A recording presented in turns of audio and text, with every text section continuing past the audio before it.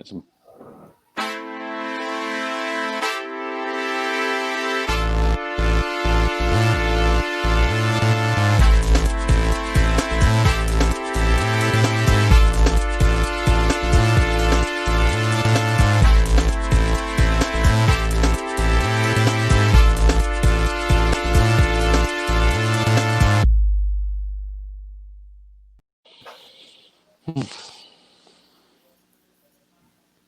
Hello, everyone, and welcome to the Mack Flash Five, the show where we like to list our top 5 movies fitting a certain genre or topic. My name's Matt. Next to me is AB. Down there is Mike, and next to him is Scott.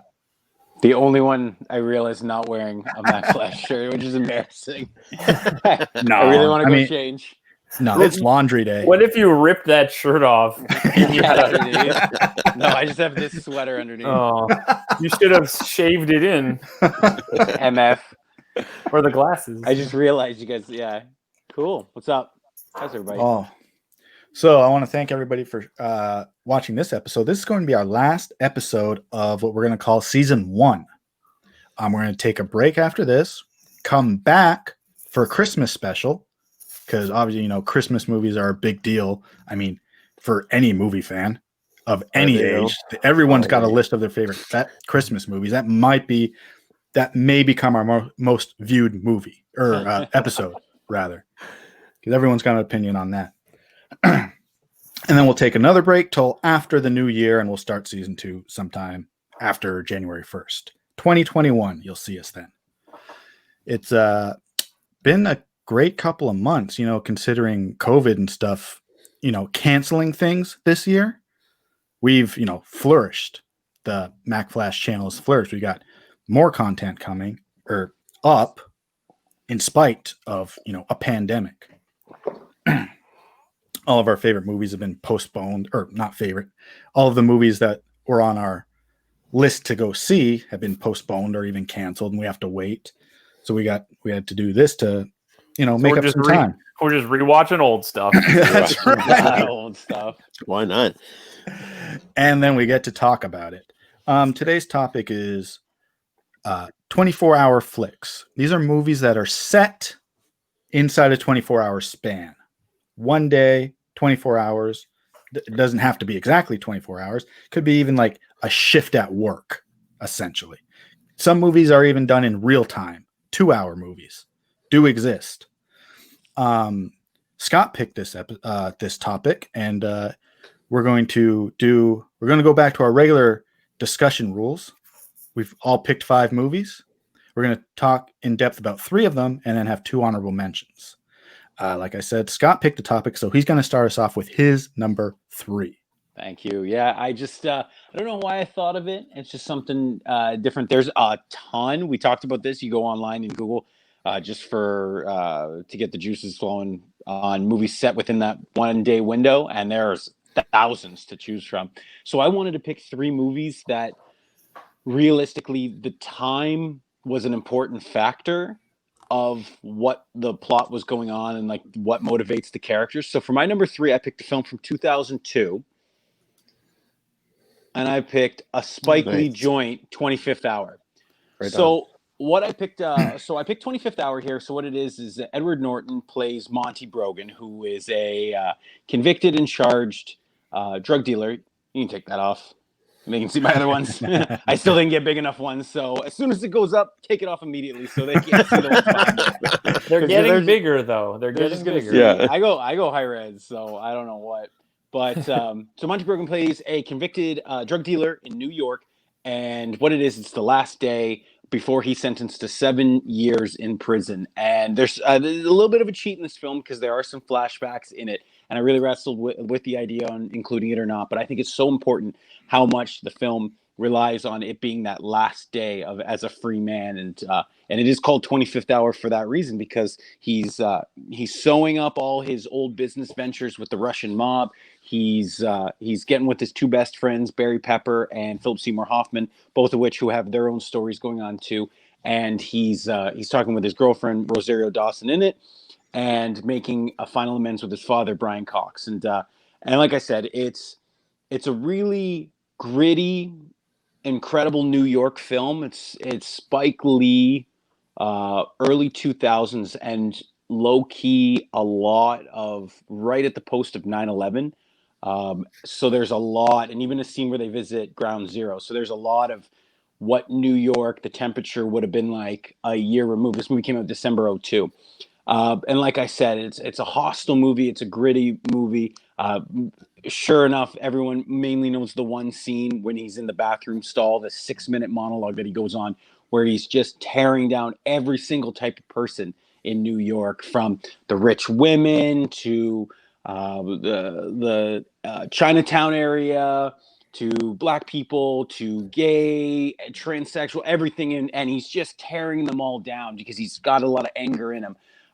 It's one of Edward Norton's like last. He takes a little bit of a time off before he really reemerges, but last like leading man, incredible performances.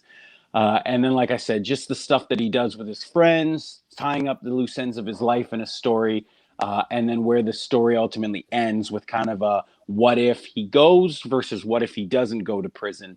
And then, like I said, you know that he's going to atone for his stuff, but for like a quiet drama that you can really feel the atmosphere and the setting, and again that time clock ticking of importance under 24 hours. My number 3 was 2002's Spike Lee joint 25th Hour.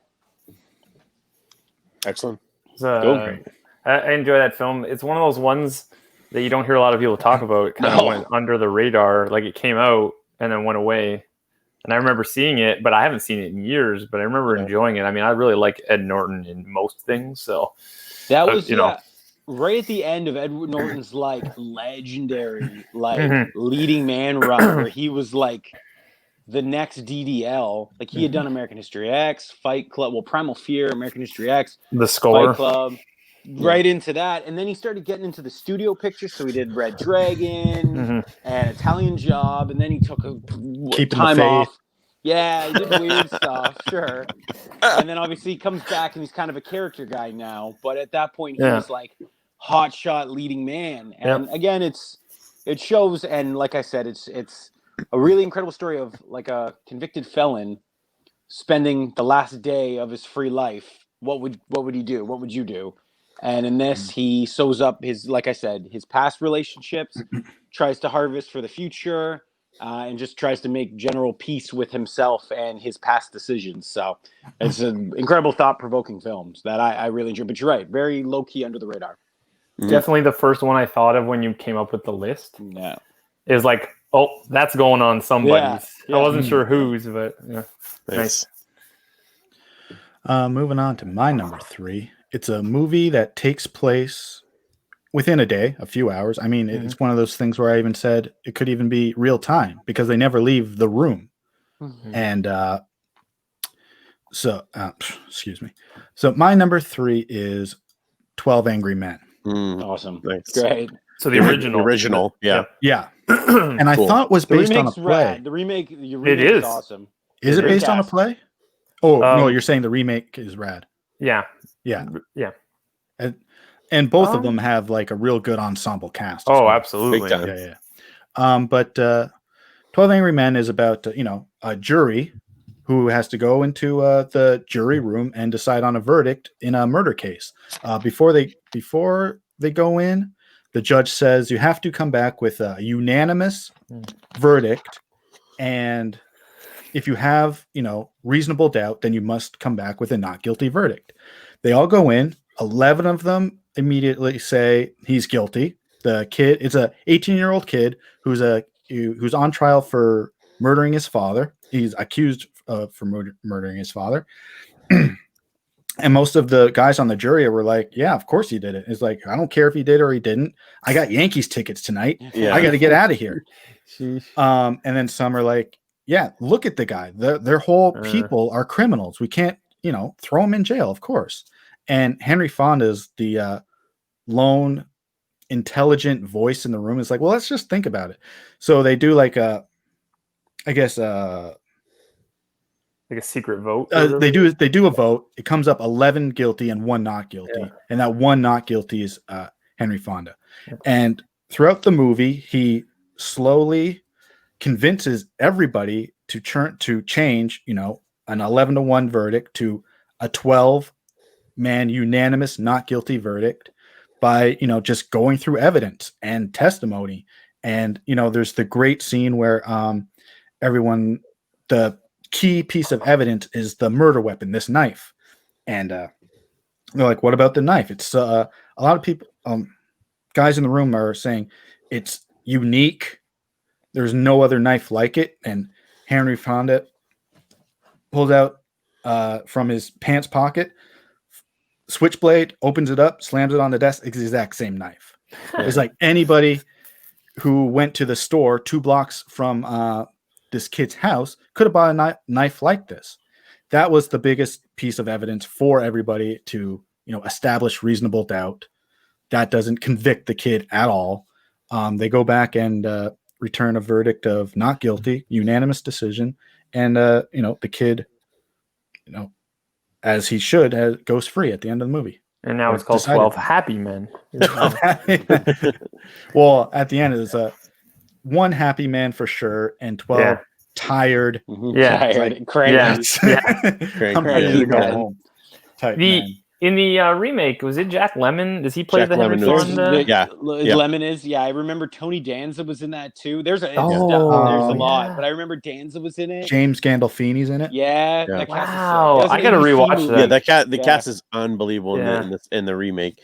But yeah, I actually prefer the remake because Henry Fonda is great, but Jack Lemmon is perfect in that role. Like it's perfect for that thing. But when you're watching it, you really when I remember I've seen both, and when I'm watching it, I get so frustrated because it makes me angry that that's how our justice system would work, right? That you could essentially be an innocent person and you have 12 guys who don't give a shit about you. Yeah, if you don't have the one guy sticking up for you. If you didn't have Jack Lemmon or Henry Fonda sticking up for you, they don't care. They're just ready to get out of here. Let's think they don't care about you, right? And so it's you wonder how much of that actually goes on. So I remember I watched both of them relatively young and probably in my early teens.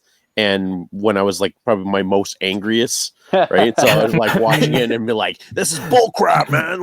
This kid's going to go to jail because these guys don't care about him. And blah. And angry boy watching 12 angry men. Yeah, totally. And it's good. It was great. It was a great thing for me to watch as a teen because it really helped me understand, the stakes that were involved in that kind of situation, right? And how serious that jury duty should be. That you're supposed to take that it's seriously because you literally have someone's life in your hands. So great examples of just a total dialogue film, right? All dialogue, but so good, well done, right? I'll eat that up. Just long, drawn out monologues and yes, you said one setting. It's incredible. It's a good pick. There's a YouTube channel I've been watching where this lawyer breaks down legal dramas like this one, and he. Specifically to that knife scene, he was like, that wouldn't exactly bring in a not guilty verdict in the sense that that's introducing new evidence and that's really for the lawyers to do, not 12 guys in a jury room. And I was like, oh, damn. Yeah, true. But it would change their minds, and that was all that really mattered, right? It wasn't that it was new evidence. Yeah. It was just enough to make them doubt. Yeah, right? But that's also stuff jury, the jury system is weird because what you're supposed to bring into the room is what you take in from testimony, pretty much, and evidence submitted only. Your own personal bias and stuff has to be left out the room. But and the movie is about several of these guys who bring that in with them. Yeah. Solid. Cool. All right. So my number 3 was brought up on a previous episode when I was talking. I think it was our school episode. I was talking about a movie that is often talked about when you talk about it because it's very similar in situation. Is by a director that I know all 4 of us really love. It is one that's not talked about enough in my mind. It's one of my favorites of his, and that is 1985's After Hours by Martin Scorsese. Is this not with at all what I Griffin thought. Dunn? This is 100% with Griffin Dunn, and I was gonna wait. I know you love Griffin Dunn, so My guy. So After Hours is about Griffin Dunn, and he is a word processor in the 80s in New York. And he basically lives alone. He lives a lonely life, and he's bored with life, and so he's kind of looking for adventure. So he goes out into downtown New York, and he meets Roseanne Arquette. Mm-hmm. And so she kind of asks him if he wants to come home and have some drinks at home with her, and he's kind of like, oh, I don't know. And so he goes on, decides he's going to go on an adventure with her, and so they go down. She lives in Soho, and so they get to her place, and she kind of go and do her own thing, and he's basically he's looking to get laid, and a bunch of weird stuff starts happening. I won't get into it because if you want to watch it, it's one of those movies where the worst stuff starts happening and it escalates, and like the worst possible scenario, and you just feel for the guy, like it continues to get worse and worse and worse as the night goes on, and it's both hilarious and frustrating. It's one of it's funny because Martin Scorsese, obviously, is known for gangster flicks and that kind of stuff. This is one of his few comedies, and it's like a really dark comedy. It's got a lot of known people in it that are familiar to people. This is Terry Garr. She plays a woman that he meets that's super weird. John Hurd is the bartender. Who's very funny in it as well. And then this is one of the funniest ones. This is Will Patton as Horse. Oh wow. He's pretty hilarious in this. And then it has Cheech Chong. And they have a little minor role. They just show up, and there's really funny things. There's also Catherine O'Hara is in here as well, and I'm trying to think who else is in here. But there is a lot of people that that may not know their names. Obviously, things, but it's just one of those movies where you feel for the guy. He makes a lot of bad decisions too, and it kind of comes back on him. Little karma comes back on him. But I just love it because it's like 80s gritty New York. They're in Soho, and there's basically no one on the streets because it's 3 a.m.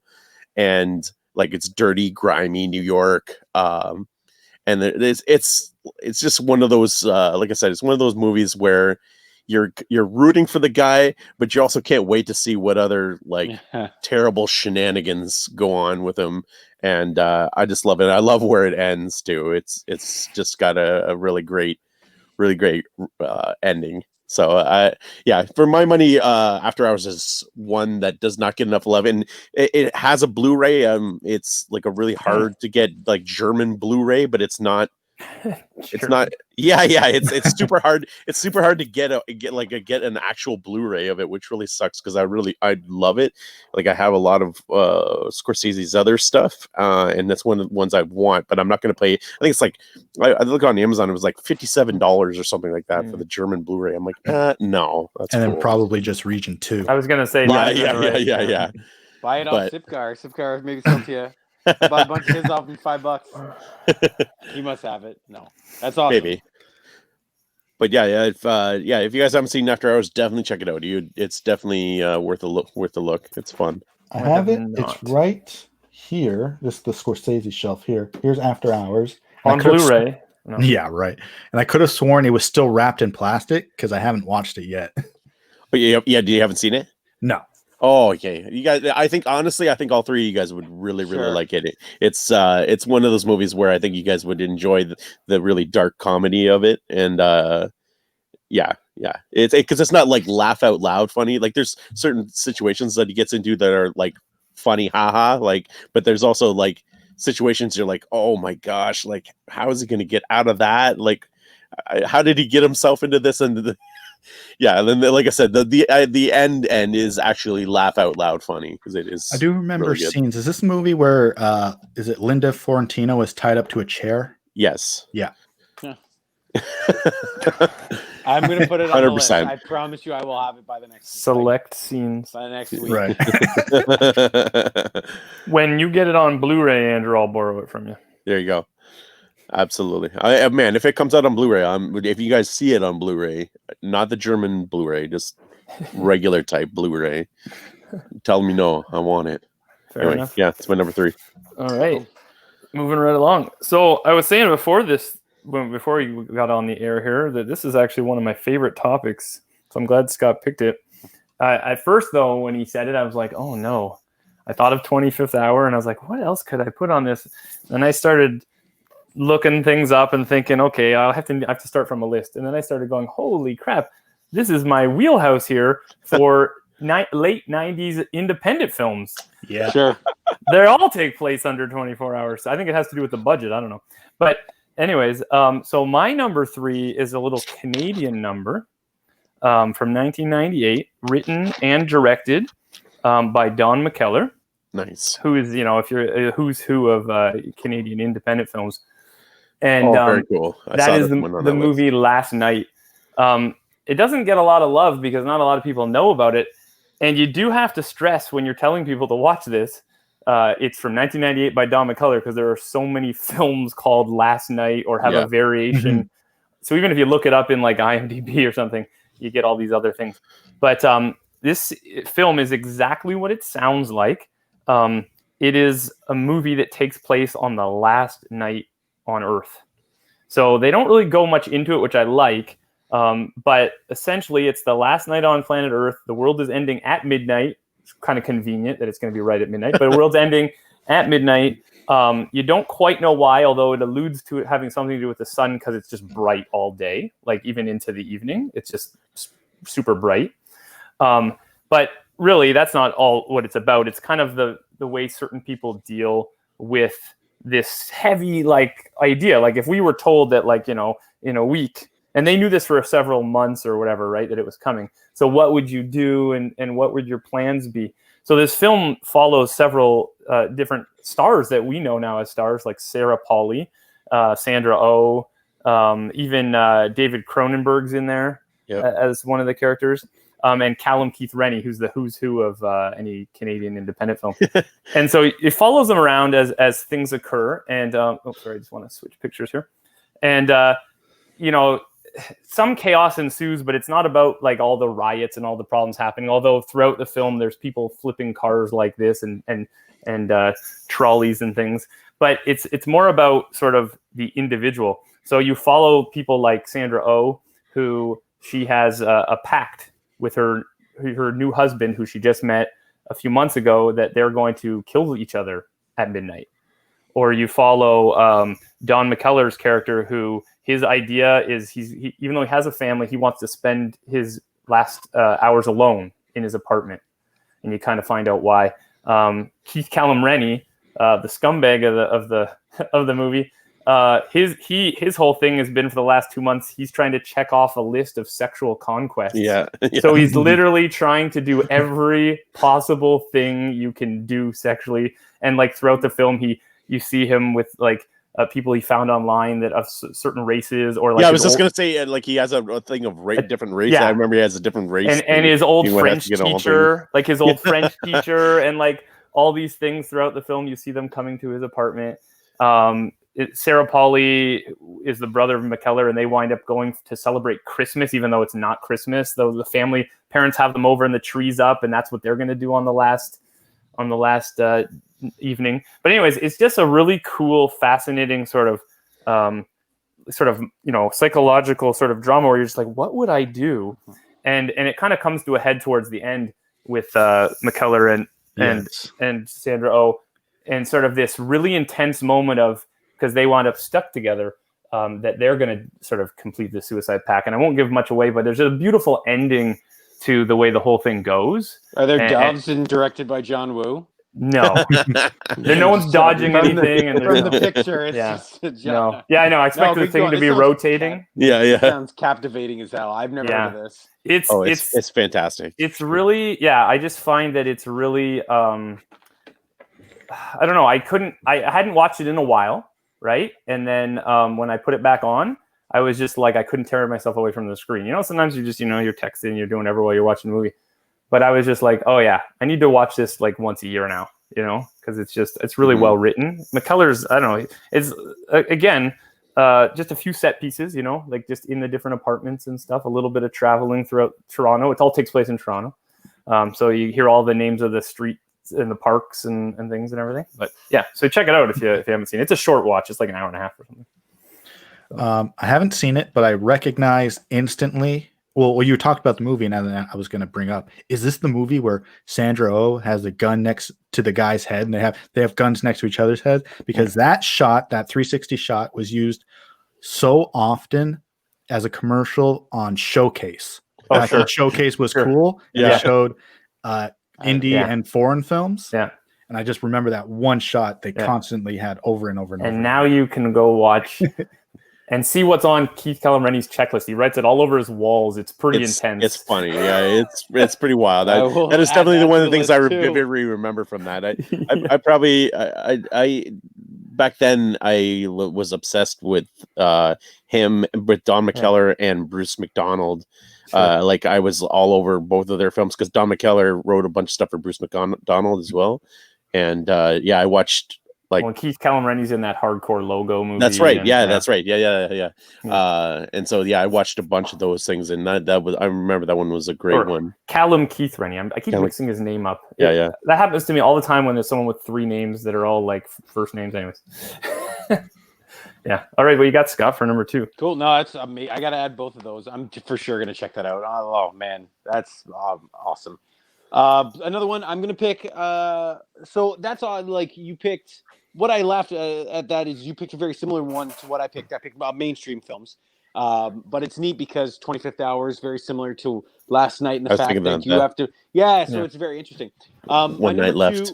My number 2 is quintessentially one of the most popular, most famous films that if you search on any list, this always pops up near the top. Now it's an indie film, but it's like an asshole like me who doesn't watch indie film can go, oh, I've seen an independent film, and it's Quentin Tarantino's masterpiece debut, Reservoir Dogs. Yeah.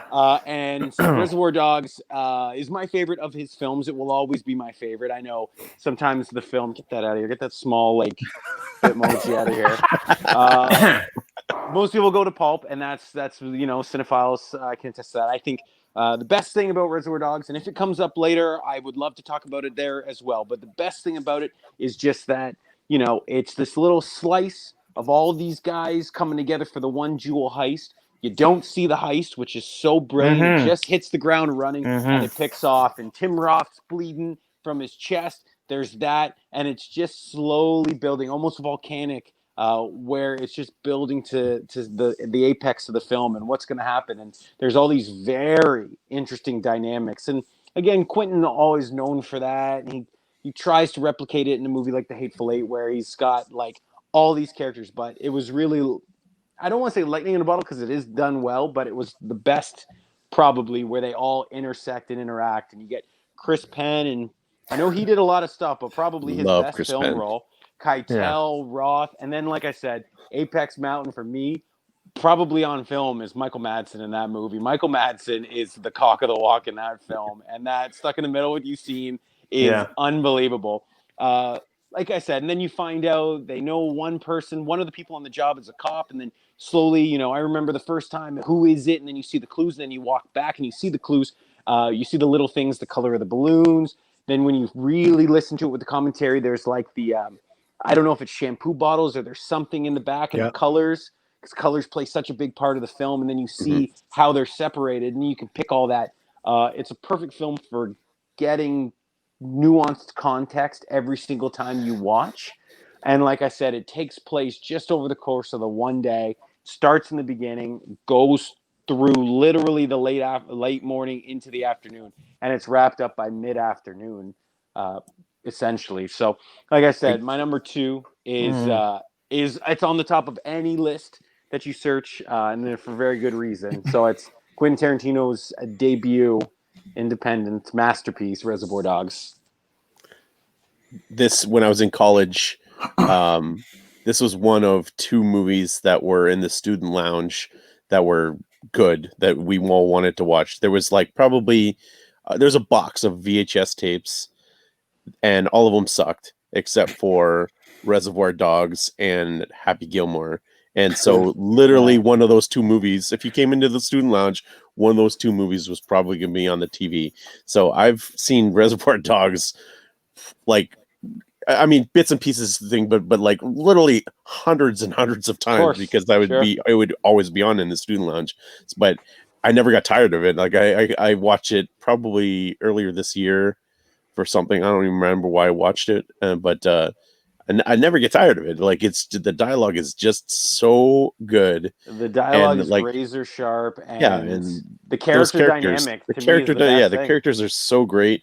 You brought up Chris Penn. Chris Penn is my guy in that for sure. It's got some of the things you're just gonna decide out of the freaking blue. Why don't you tell me what spit coming out of Why don't you tell me what really happened? When as soon as you say it's a film that takes place, in under 24 hours, you're like, oh yeah, absolutely. But it's one of those films that you don't think of like that because it's just it's not the focus. Well, and it's not the focus. But yeah, it's not the focus of it. But as soon as you think, oh yeah, then you start going, oh, there's probably a lot of films that really only take place. Well, and essentially one location too. You got one day and one locate. Essentially one location for the most part. Yeah. That's definitely a film that probably one of my first films that I can think of that I went, oh, this is what a good film could be. Like I picked it myself to watch. Like it was on like the movie channel or something, and I watched it and I went, oh man, this is what movies are supposed to be like. You know what I mean? Like you watch things when you're younger and you just watch them. They're on tape at home or something, or someone picks it for you. But I watched that one and I'm just like, oh, I got to rewatch it. Right. Yeah. So good. Of course. A friend of mine, Joe Scalia, I'll shout him out. It was a favorite movie of his for a long time before I had ever seen it. And he's like, oh, well then we got to watch it. And I think it had just come out on DVD like that week or was about to, and we were like waiting for it. And another friend of ours, he bought the DVD. We went to, there's like 7 of us and maybe 5 of us hadn't seen the movie at all. This was like the world premiere for us when it came out on DVD. Threw it on TV, a big enough TV that we could enjoy it for like in a really good sized room. And we stared at the movie and we're just like laughing for the most part because it's a hilarious movie, and just like we had heard it's a legend that the ear getting cut off, so we're waiting for that moment to happen. And like classic films would do, it's about to happen but the camera moves away and you don't see it. Yeah, but you heard this legend. It's like this one of the most violent scenes in movies. Nothing happened. Yeah, all in the head. It is amazing. There's that, and I think that whole scene is so out of its time too, and how it follows Madsen out to the car to get the gas and back. I remember being like I said, you hear me talk when I knock it off IMDb 250, and I remember vividly watching that. I think I worked a shift at KFC when my first job, and I remember coming home and watching that at like midnight and just being like, holy shit, this is like same thing. I'm like, this is unbelievable. The dialogue's great, and then this scene is worth the price of admission. Well, one of the things I love about that scene too is the music is coming from the radio. So when he goes out to his car, you don't hear the music anymore. You don't hear it because he closes the door and then he walks back in. The music's still playing. I'm like, that's man, I love that. Puts you more in the scene. Yeah. Than if you had the soundtrack going there, because you're like, oh, like you travel with him, right? Yeah, exactly. I always love that. Always. Yeah, it's a Hall of Fame film, so no doubt. Now, what do you got? Okay, my number 2 is a movie we watched in high school in class. It was like one of my favorite things to do in school. It's not schoolwork; it's watching a movie. It's like my favorite thing to do at work. Teachers are trying to set an example, and to do that, they bring in the TV on the cart. Oh, the throw in the tape, the wheelie cart. Yeah, greatest moments ever when you walk into a classroom and you see that. It's like, yes. It doesn't matter. It could be a movie about VD. You're like, we don't have to read a book. That's health class. That's true. But this was a movie that was in my media English class, This movie is The Paper. Oh, It's set over a 24-hour day. The city kind of wakes up to the news that a Wall Street type guy has been shot in his car, and there are 2 black youths arrested for the crime. Michael Keaton plays a newspaper city editor, and it's a big ensemble cast. Marissa Tomei is his wife. She's a reporter, but she's on maternity leave. Robert Duvall is the editor. This guy, that's cool. Yeah, Robert Duvall is the editor.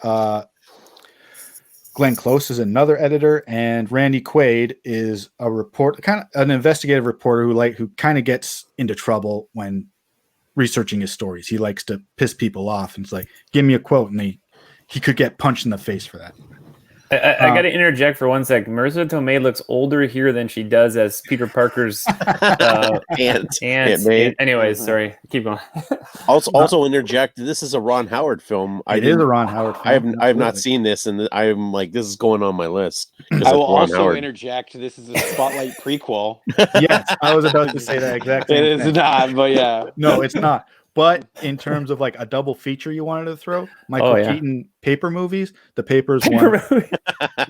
Newspaper, where he's a newspaper man.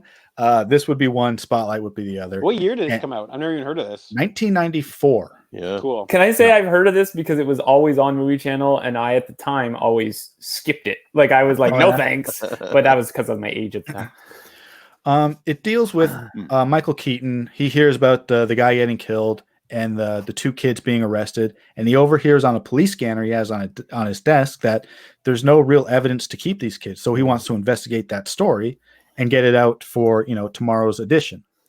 Glenn Close is his boss, and she's like, no, we'll write down that what we know, and if they didn't do it, we'll retract the statement the next day. And Keaton's having none of that, so he goes out to investigate, while at the same time is being interviewed for a job at a rival newspaper. And the banter between at one point, he has the interview and then he goes back to work, and then the other newspaper calls him up and asks about the story. Oh no, he sees a story on the rival news desk and he kind of steals it. And the editor of the other newspaper calls him up. It's like, you unethical son of a bitch, yada, yada, yada. And it's like, and he says, you had the chance to report on the world. And then Michael Keaton has one of my favorite lines he's ever delivered. He yells into the phone, yeah, well, maybe I don't want to report on the world. Maybe I don't live in the world. I live in New York fucking City. I'll report on that, and hangs up the phone. It's amazing. Gotham City. Sure. But yeah, it's a good, similar to Spotlight. It's you get to see what the ins and out of reporting on a newspaper is really like, and that was kind of the point of showing it to a media English class. It's like, this is what happens in a newspaper, kids. It's a dying media. And did your teacher like fast forward through the swear word part, or no? This was like senior year. We all swear. Yeah. The kids in the back row were smoking too, and everything. Probably. I'm super excited to watch that. I like I said, Ron Howard plus Robert Duvall and Michael Keaton. I'm like, I'm in. I'm on board. So yeah, that is definitely going to be watched very soon. Your 3 movies I will add on my list for next week at work. I promise. That sounds amazing. All right, so my number 2 was going to be a different movie, and and it was going to be Escape from New York, and I was all excited to do Escape from New York, but then I started thinking about it, started reading about it, and it technically is longer than 24 hours, so I couldn't put it on this list. So I decided to put another New York movie on it from 1979, directed by Walter Hill, and it's kind of sci-fi-ish. And that's The Warriors. Yes. Can you dig it? And I can dig it. The pops today. I know, which is hilarious. And so Mike has had this on one of his lists before. No, I haven't. You haven't? It's gonna be on this one soon. Oh, of course. I've definitely loved this movie. I've watched it a lot when I was a kid. It's grimy, dirty New York, and you go through all the different boroughs of New York. Is kind of set up warriors, all the different gangs. There's all these different gangs in New York. This is not gangs in New York, but all the different gangs in New York are meeting up in this big meeting. And there's the main. Follows the one group, the Warriors, and so 9 delegates from each gang go to this gigantic meeting in Central Park, and this is Cyrus. It's not. I looked it up. It's not actually Central Park, but it's a big park in New York. Like they don't call it Central Park. And so Cyrus has a plan to unite all the different gangs and take on the city and take over the city. And so he rallies all these gangs, gets them all hyped up, gives them the iconic speech, "Can you dig it?" And so they're all ready to go in. And one of the actually I listened to the rewatchables of this, and they talked about how they couldn't get enough extras, so they actually have a ton of legitimate New York gang members in this scene, and they were all, and they latched on to Cyrus and were all in. They were like, when they were getting hyped, they were like for real getting hyped. They're like, yeah, we love this guy, and like they're getting all into it. And so I thought that was pretty fun. But it's funny because and Scott, you'll appreciate this, and Dwayne "The Rock" Johnson, the big WWE superstar, basically stole his identity from Cyrus. Cyrus is his thing, right? Like that's his shtick. Is the like the whole even the mannerisms of Cyrus comes from that. But so Cyrus gets assassinated and by this one rival gang to the Warriors, and the Warriors get blamed for it. So there's literally all the rest of the gang members are now hunting these guys as they're trying to get back to their thing. And this is Luther from the rival gang. And can you hear that? Yeah. As the iconic thing. And so there you go. He's such a meathead. Yeah, he's so weird. He's in a bunch of other movies that I love. He's in Commando. He's in I'm trying to think what else is he in? He's in a couple of episode arcs of Ghost Rider. Oh, I know him from that. But he's got a very distinct voice, so when he shows up, it's hilarious. But I love it because it's very, and Walter Hill describes it as a comic book movie, and his like ultimate cut actually has like these comic book transitions that you do it goes from. Yeah, there you go. Yeah, and the Blu-ray and so I love it because it's New York, but it's like not real New York because it's kind of like fictionalized, and he builds this world where all these different weird gangs show up. And Mike will talk more about it, and I'll let you talk about the different gangs and all that kind of stuff. Is this your next one? Maybe. All right, well then you can take over. Maybe. Awesome. Cool. Yeah, this was a book. This was a book before it was a movie, and so Walter Hill adapted it, and yeah, he I guess the setting really for the whole story is based on like the Greek soldiers, this Greek army that was isolated and surrounded by its enemies and had to get across from one end to the other without being defeated or destroyed or murdered. And so that's the whole premise of the film is once that guy who was doing the bottles shot Cyrus and all the other gangs went after them, it's such a sort of a, if you will, a silly premise in the sense that all they're trying to do is get on the subway and get back to Coney Island. They're trying to get from this park to Coney Island. And just like the Greek soldiers were trying to get from one end, of the country to the other, they're trying to get there, and they have to go through all of these other rival gangs' territories. What's really neat is the way the word spreads is on like the radio, and the girl who does like the Carmen Sandiego, I think it's the girl. She's Chief. Yeah, so it's her voice. You just see her lips up close, and she's talking, and the music's playing, and she's like, "All right, all you whatever's out there, Boppers. boppers," and yeah. and she's like hiding the hints of like that you still have to go after the Warriors and that they're the ones who did it. All coded. It's all coded. Yeah, it's all coded over the radio, which is really cool. But so I mean, it's such a fascinating movie for me because of all the gangs. At one time, I looked it up. I should have wrote it down of how many actual gangs there are. It's 20. It's 21 because it was on Rewatchables today. Is that what they said? They named off each gang and named where they originated from, the different sections. Although some of them, unless it comes from the book, some of that must be lore because in the film you don't see all the names. And it's from the book. It's from the book. They said. So like you have. Let me just cycle through here. I have a few. So that's funny that you had the same photo as I did. That's the Warriors. Although in the book, I think they're called something else. But then you have like the punks, where I love the lead guy on this. He's on roller skates and he skates around creepily in the subway. They talked about it and they're like, because he's the leader of that gang. We're like, if you take over as the leader of the gang, you get his roller skates. Yeah, do you inherit the roller skates? Because he's the only one. He's the only one who. Yeah. So I always wondered too, the roller skates to the next guy.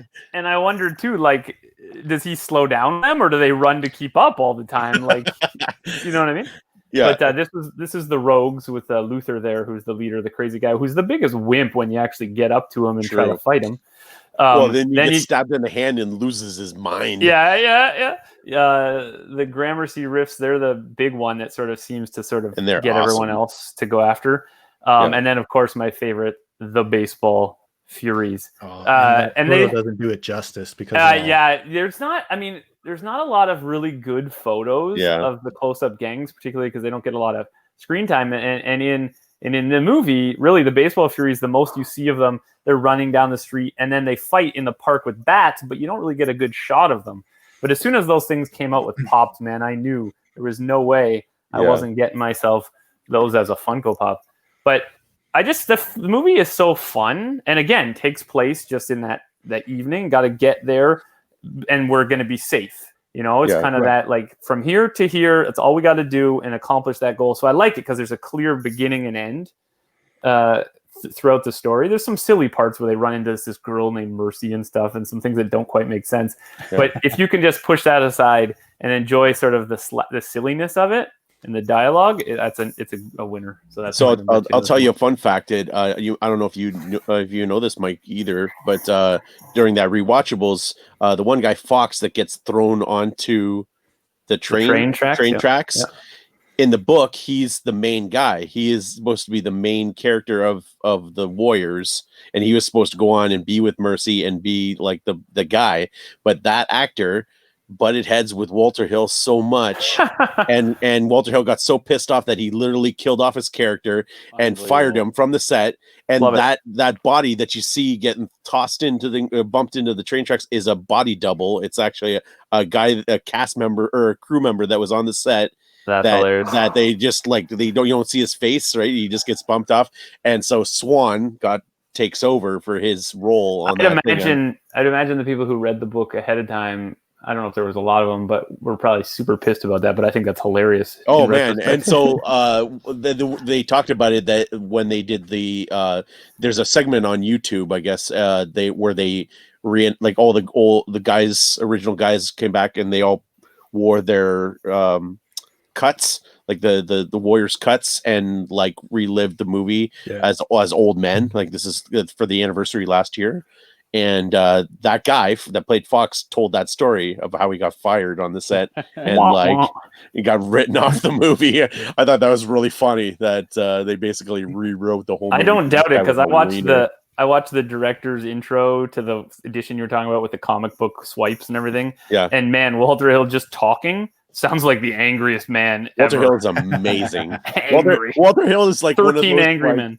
Walter Hill's like one of those guys that is from like the 1960s, like gruff man that like still made it into the 80s and still making like man's movies, right, in the 80s, right? Him and John Milius, it's like they didn't care at all. Yeah, they didn't care at all. They're just like, we're doing whatever we want to. So he's got like this and 48 hours and that kind of stuff where he's like oh, we're making men's movies, which I'm on board. I love 48 Hours and The Warriors. So you're making a case. Yeah.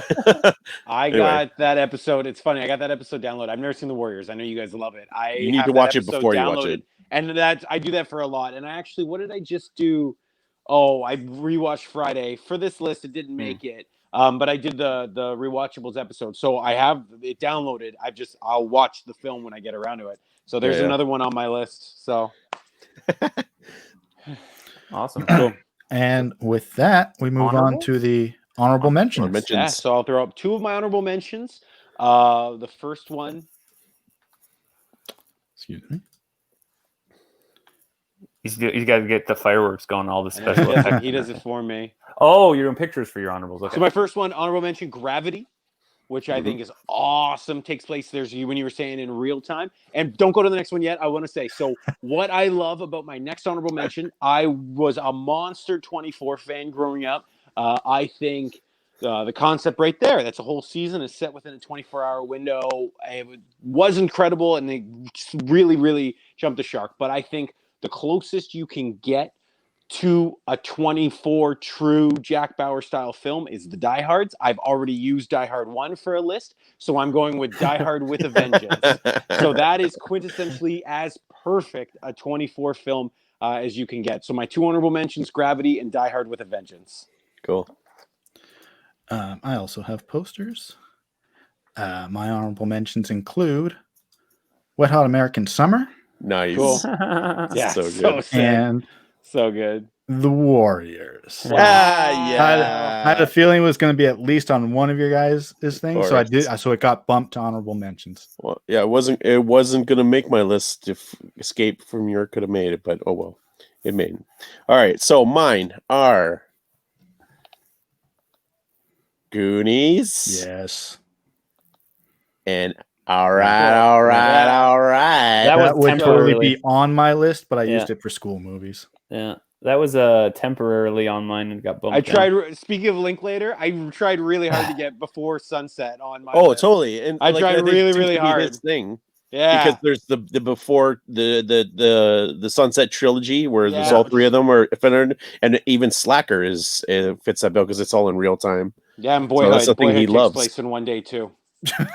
I'm kidding. I'm joking. Yeah. Okay, so I didn't get the memo about posters for my honorable mention, so I have Magnolia by Paul. By Paul. I thought that was going to make Anderson. your list. I thought when I saw it. No, Mike's. Mike, I know Mike loves Magnolia. So great. I'm really happy that you put it on. It's a solid film, but like I really had a thing that would never make any other list that I needed to be on my number one. Cool. Magnolia, honorable for sure. And then I'm going to go very specific here. Funny Games, the 1997 original version, not his remake, although it's good with Michael Pitt. The 1997 by the Austrian director Michael. I own the remake. One girl that I used to date bought it for me. I watched it and was like, "Why the fuck did you? What about me? Run that I would like funny people?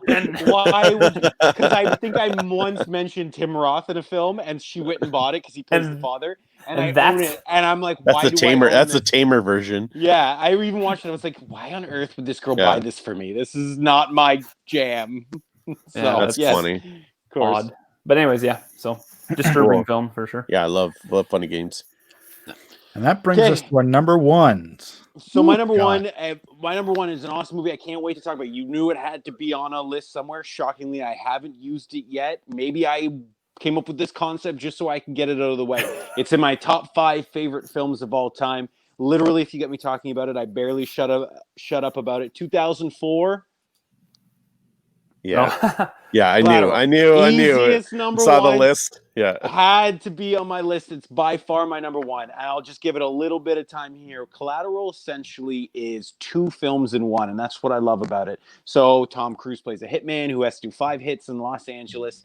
So he essentially gets in the cab, and then he holds Jamie Foxx as the cab driver to drive him to all these hits. And in one film, it's a very tight thriller, dialogue-heavy drama in the cab itself, and that goes through the course of the evening. The movie essentially takes place from about 8 at night to about 6 a.m. in the next morning. And then the second one is kind of this police action film that takes place outside of the cab.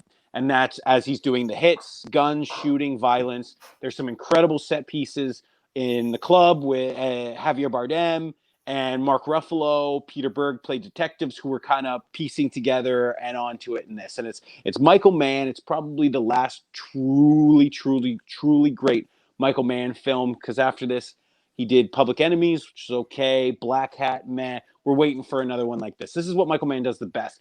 Gritty, vibrant, city is as a character, and that's exactly what you get. My favorite part of it, though, is all the dialogue interplay between Jamie Foxx and Tom Cruise as Vincent, Max and Vincent. And you just get these two sides of one coin, and they start talking about, what they have in common, what they don't, just life choices. You start seeing that, they start calling each other out on each other's shit and saying, you think you're better because of this. And Tom Cruise points out that Max has always these ideas to start his own business, but he's been driving a cab for 12 years and he's never going to get started. Just like he's not going to call Jada Pinkett, who's like a district attorney who gives her number to a cab driver. But essentially in movie land, when the cab driver looks like Jamie Foxx, I guess he gets it. But you're not going to call this girl. And essentially they kind of have this really hostile working arrangement environment sort of thing, which, much like Reservoir Dogs, is bubbling to the surface, and you're just waiting for it to reach its volcanic eruption. And there is that scene, which I think is one of the most incredible scenes, where Max kind of snaps, and it's set to the backdrop of an Audio Slave song. And as it's going, he's racing through the streets of Los Angeles, and it's slowly building to it. And they're both, that's when he turns it on Vincent.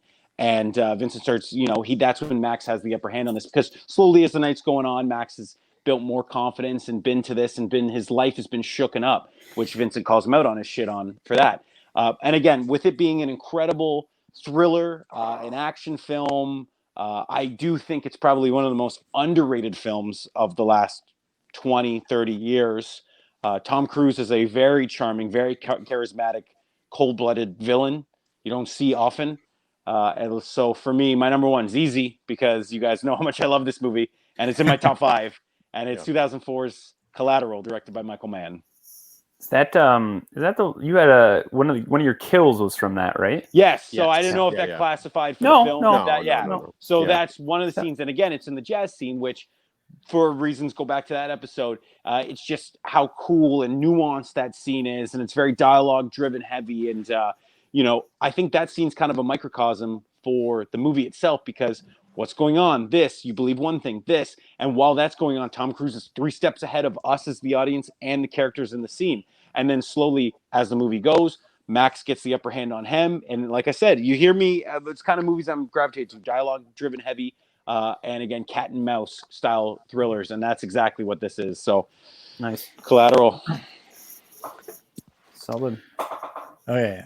My number one, similar to Scott's, is kind of an obvious choice for myself. There's no reason to. I wanted it on mine. Awesome. It's also similar to Reservoir Dogs, a debut film by a cult followed director. Clerks is my number one. Yes, sir. It takes place within the working shift of a convenience store clerk. And it's interesting I'm realizing now that store is not 24 hours. They have like regular 9 to 5, not 9 to 5, but they open early and they close late. But it takes place within one day of a working shift for Dante and Randall, convenience store and video store. And really, if you wanted to see what life in commerce, small market commerce was like, if anybody's ever worked retail, or if you've never worked retail, watch that movie and you'll know exactly what everyone's been complaining about. Kevin Smith, obviously, writer and director, he based it on his own life. He read an article once about how Robert Rodriguez would take a personal inventory of what he had with him. And before he went to go shoot El Mariachi, he wrote down, well, I've got a guitar, I've got a school bus, and I've got a tortoise. So all 3 of those things are going to end up in my movie. Kevin Smith was like, Well, I have access to a convenience store, so I'll write that into my movie. Yeah. And it's really based on him. Dante is the composite of him and other people who've worked retail. Randall is based on a friend of his, Brian Johnson, who was just smart alecky with the customers all day long and Kevin could never comprehend why this guy wanted to work there in the first place, if he was just annoyed, or how he kept his job for so long. It was originally going to be almost like, because Kevin Smith was a huge David Lynch fan, the original script for Clerks was more David Lynchian. It was Really? it's supposed to be like about the guy who works the 8 p.m. to 8 a.m. shift, so the overnight shift, and all of the freaks and geeks who come into the store overnight. But that kind of got scrapped. Interesting. But yeah, this movie launched his career, launched his View Askew-niverse. Jay and Silent Bob are pop culture icons now. And it's got, let's see, this is my Kevin Smith shelf, 1, 2, 3, a dozen movies starring them alone. So much so that their popularity spills over into cameos for other films as well. Clerks, my number one. There it is.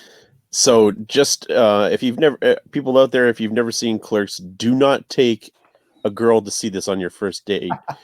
As I did, I had no idea what this movie was. I was like, oh, I heard this is really great. It's not a very good first date movie.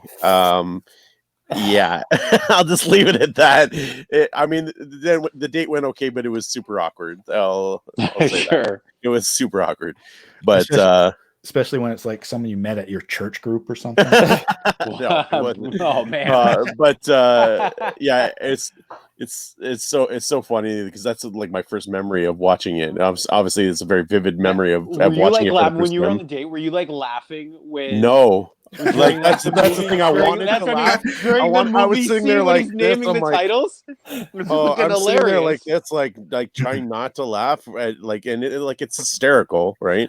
Yeah. But like I'm like trying to keep a straight face, and like, yeah, it was a very weird situation. I got a recommendation then. Funny Games, that might be. Yeah, oh man, double feature, Clerks, Funny Games, double feature, perfect.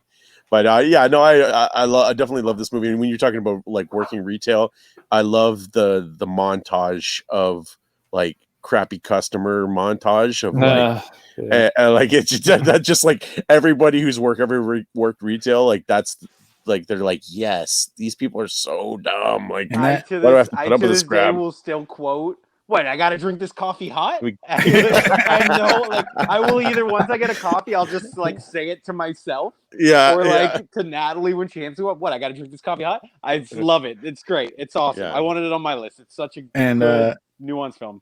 That montage is interesting. I mean, a low budget movie, so they couldn't afford a bunch of extras or elevated extras come in and do lines like that.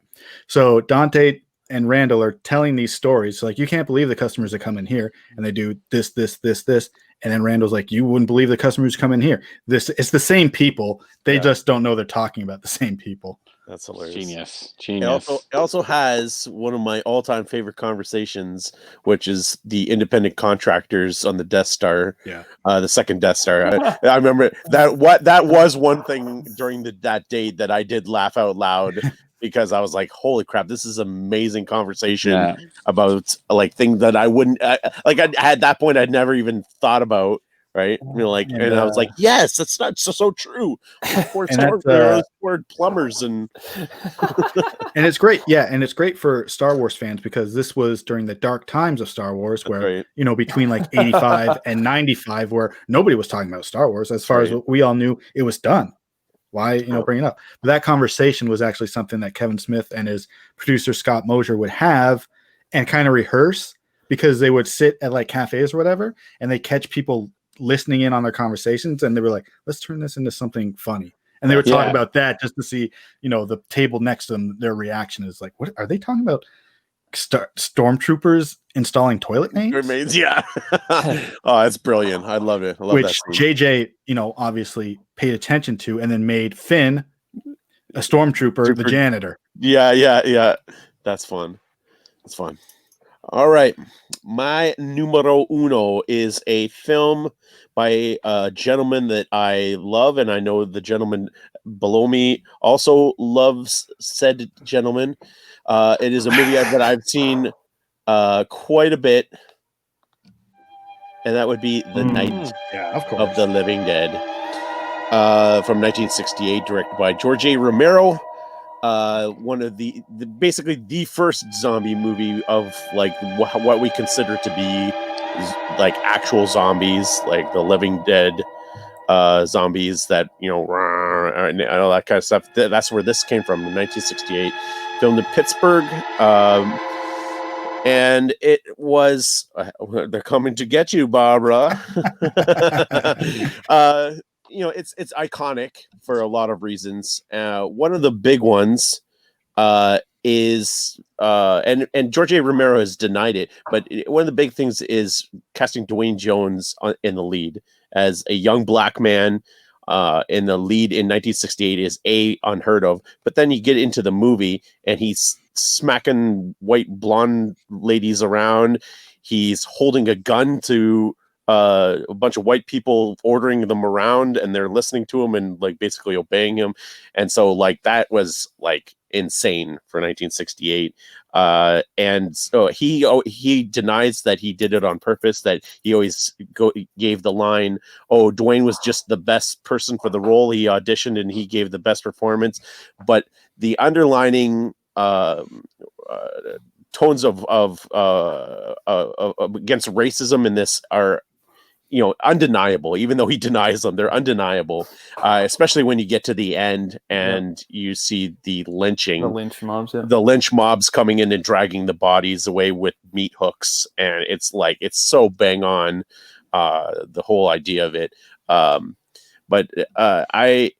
Here's some zombies walking on.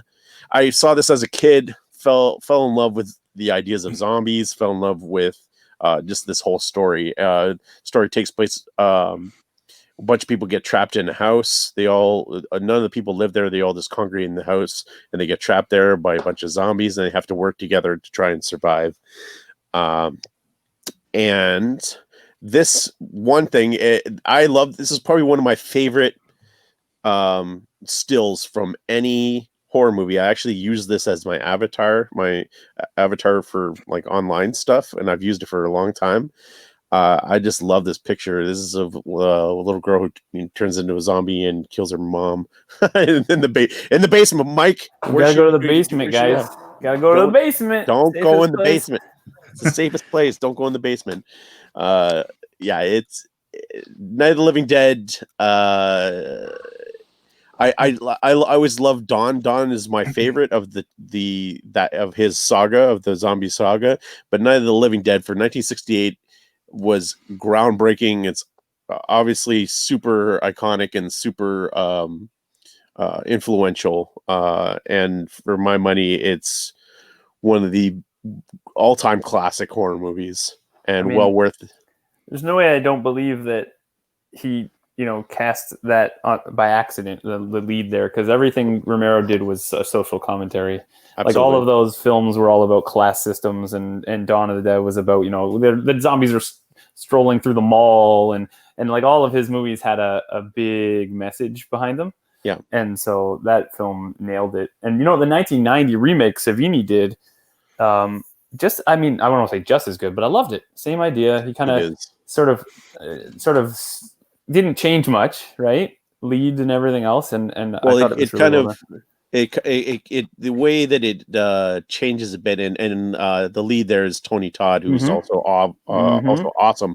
But it also instead, like, one of the things that knocks on this one is the blonde woman there.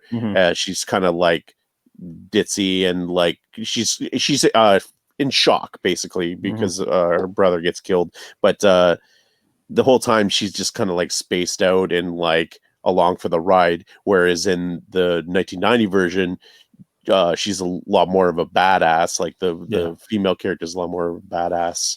So that was what kind of the knock. One of the knocks that people had for the 68 version Savini took notes and be like, okay, we're gonna, aside from Tony Todd being awesome, we're gonna make her a badass as well. But I mean, I just love the idea that the special effects guy from his films said, I love your film so much, I'm redoing one of them and I'm going to direct it. And but yeah, that's a good pick. I didn't even think about that. Thanks. Solid. All right. So down to the wire here. Number one, as I said, it's going to be an indie film. And it's going to come from 1998 as well. So this is interesting. My number 3 and number 1 bookend my 1979 film. So this is not from Canada. This film is actually. I know what it is. Germany. I know. Can I guess? I knew it. Yeah, I knew it. I was gonna guess too. Now I saw your 24-hour criteria and I raised it to 20 minutes because this film takes place in 20 minutes. Now it does that because essentially it's one of those films where you see 3 sort of alternate versions of something that will occur, each one being 20 minutes. So the premise of the film being Lola wakes up to a phone call from her boyfriend Manny, and essentially he's foolishly, because she didn't get somewhere on time, he blames her, but he foolishly has lost 100,000 Deutschmarks, and which he has to get to this, shady character Ronnie, like a mobster or whatever. And if he doesn't, he's pretty much dead. So the premise is, you kind of screwed this up for me, Lola. You weren't there on time to pick me up. How can you help me? And she says, just stay there. Stay where you are at this phone booth where he called her from. Stay there. I'll get you. I'll figure it out. And so basically you have 3 separate scenarios where she does just slightly different things in each one. It's very butterfly effect. And every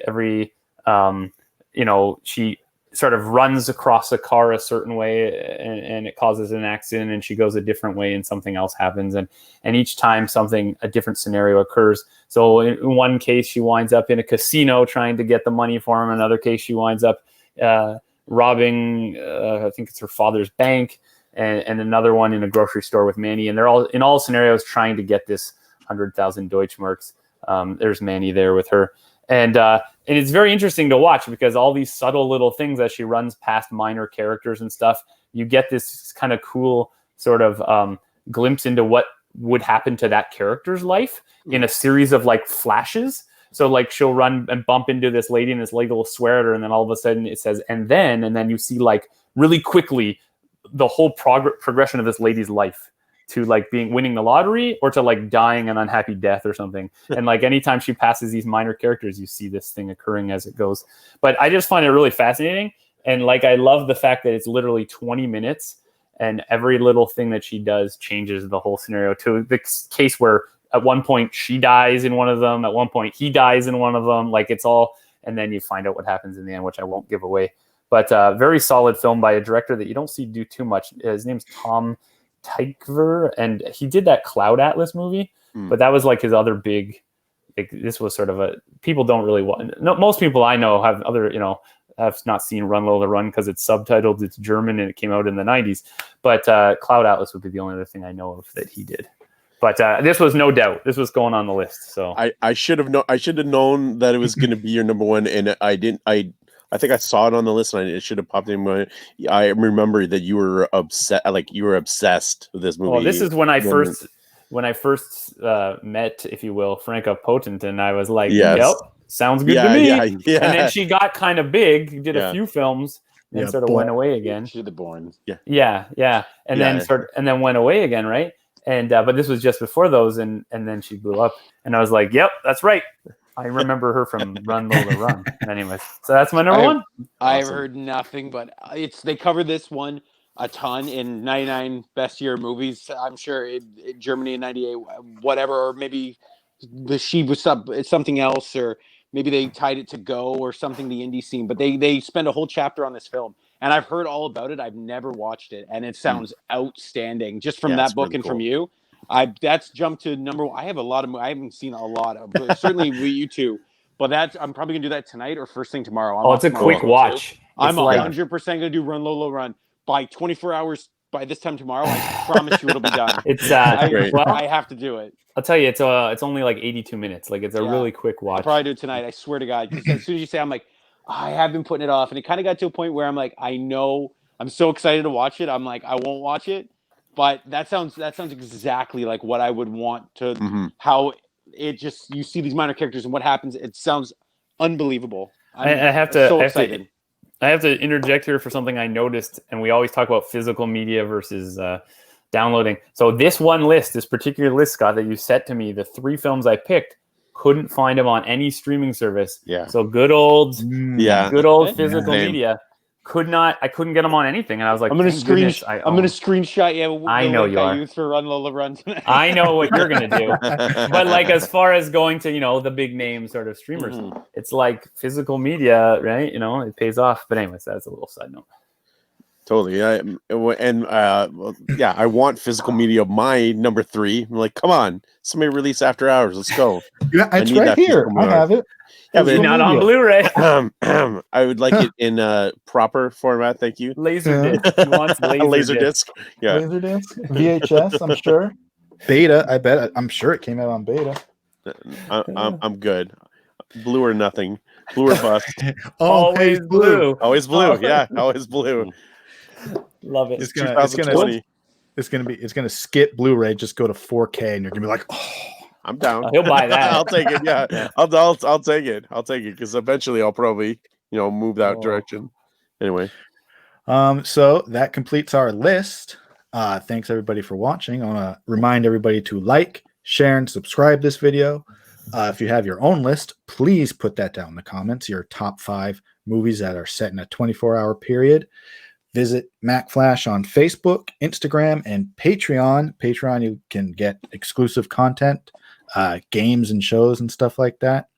I want to thank you guys. This has been a really excellent season, and we'll be back. We'll be back for Christmas, and then we'll be back after that. I also want to thank Francois for letting us do this show. It started off with the 4 of us sitting in a bar before Mack Flash trivia would start. We'd come in with our lists, go through a couple, intermission, go through a couple more, intermission, go through a couple more. It was funny. Ours were actor lists. We did all the best so now we've really yeah. And we brought that over here, and it's been a ball, essentially. So with that, if you guys want to say any goodbyes at all before I click the outro. No, that was solid. I think I'm leaving it with you. Say good night, Kevin. Thanks again, everyone, for watching. We'll see you at Christmas. Later.